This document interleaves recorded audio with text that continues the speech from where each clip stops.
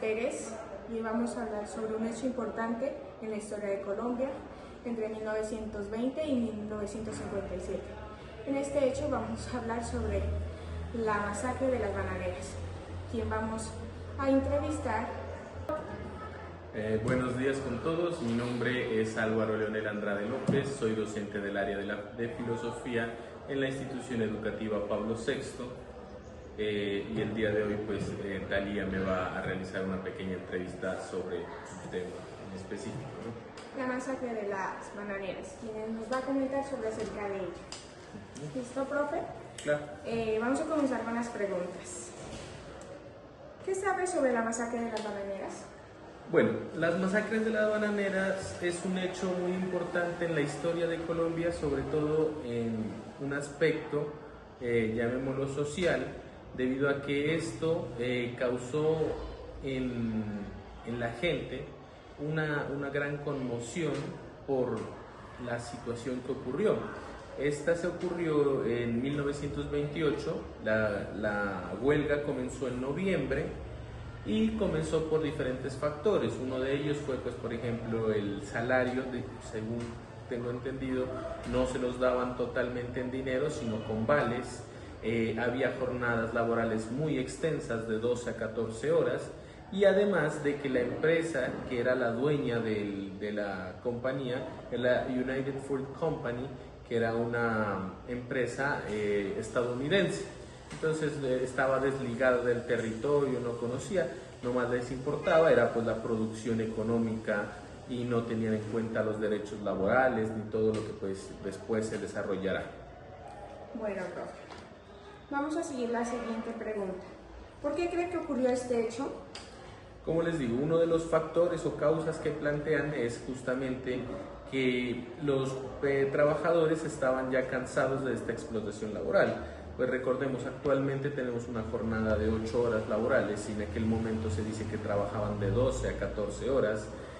No había remuneración del todo directa, sino que se les pagaba con bonos, y unos bonos que pues, me imagino, o no recuerdo en el momento bien, también eran como de la misma empresa para comprar en lugares de la misma empresa. Entonces no tenían un valor real en ese aspecto, o sea, tenían un valor real, pero no les colaboraban de verdad sus necesidades económicas. Y número 3, pues también por lo que estamos hablando, justamente estas ideas de venir a hacer una producción desde afuera y no teniendo en cuenta el enfoque territorial, el lugar en el que están, teniendo en cuenta, por ejemplo, pues no es lo mismo trabajar en un lugar que esté a 20, 30 grados como a estos lugares donde llegan hasta 40 grados en el día. Entonces eran jornadas demasiado extensas laboralmente y pues demasiado fuertes. ¿Qué consecuencias tuvo para Colombia este hecho, profe? Aquí hay una consecuencia muy importante y es justamente el nacimiento, no el nacimiento, digámoslo, exegético o el nacimiento primario, pero sí causó un eco gigante la idea de unirse. Lo que pasa es que cuando al tener estas bajas condiciones laborales de trabajo, los trabajadores comenzaron a asociarse, un derecho que después en la Constitución del 91 se planteará. Toda persona en Colombia tiene el derecho a asociarse, a formar sindicatos, corporaciones o asociaciones. Entonces, de alguna manera, esta unión comenzó a fomentar o a crear la idea de tener sindicatos.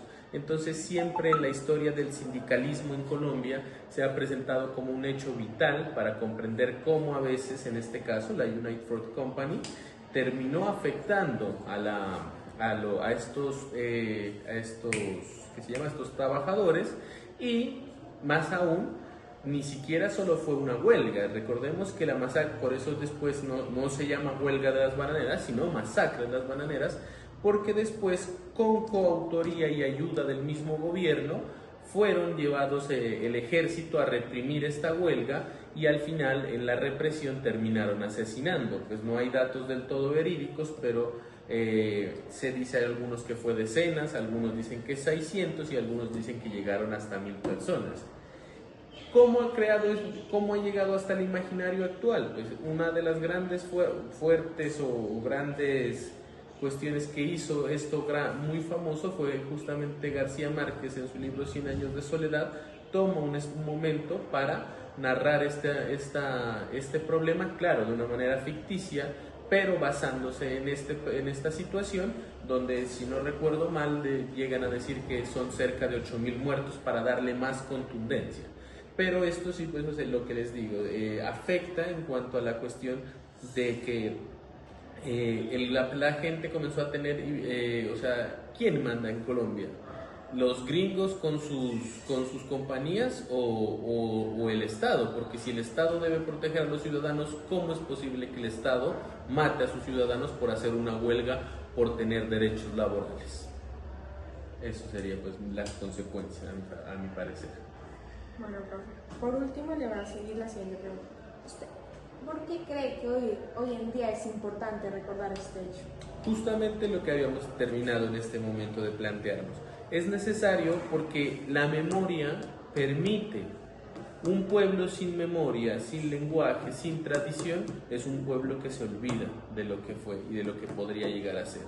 Entonces, cuando nosotros no conocemos nuestra historia, no conocemos todas las luchas, sean sindicales, sean laborales, que se han tenido, pensamos que, por ejemplo, para nosotros en el día de hoy es muy normal hablar de tener 8 horas de trabajo, de tener una remuneración por nuestro trabajo, pero hace 100 años eso no era muy normal.